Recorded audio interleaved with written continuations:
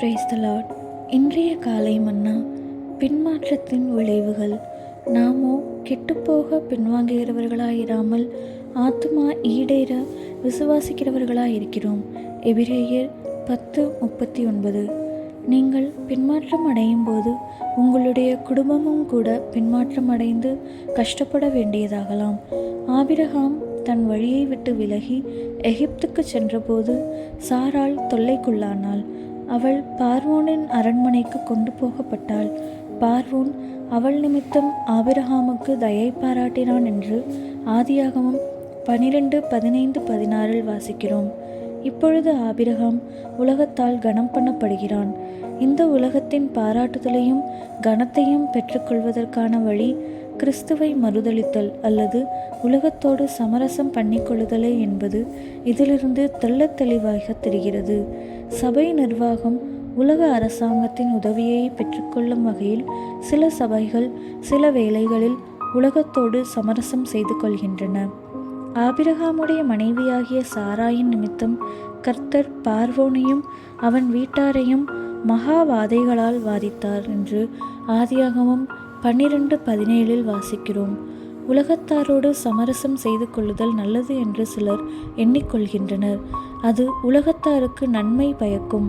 நாம் அவர்களை கிறிஸ்துவுக்காக ஆதாயப்படுத்தி கொள்ளலாம் என்று அவர்கள் கூறுகின்றனர்.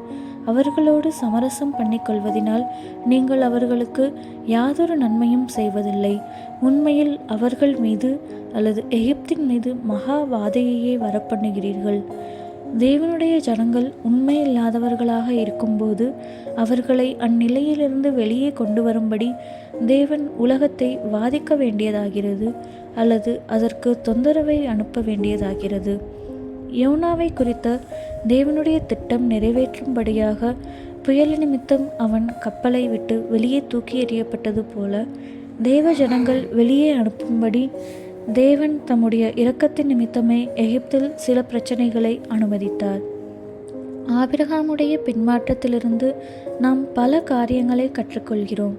நம்முடைய சோதனைகளில் நாம் எகிப்துக்கு போவோம் என்றால் அல்லது பின்வாங்கி செல்வோமானால் நாமும் நமக்கு அருகாமையானவர்களும் அதிகமான சோதனைகளை சந்திக்க நேரிடுவதுடன் மற்றவர்களும் கூட நம் நிமித்தமாக தேவையில்லாத உபத்திரவத்திற்குள்ளாவார்கள்.